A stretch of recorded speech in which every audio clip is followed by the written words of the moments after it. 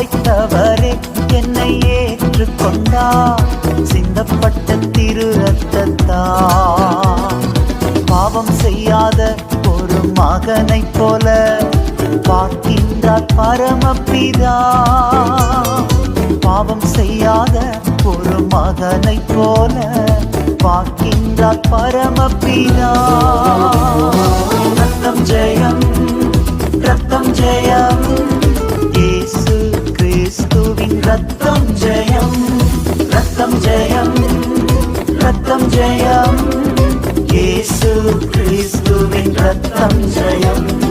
ரத்தத்தினாலே கழுவப்பட்டே பரிசுத்தமாக்கப்பட்டே.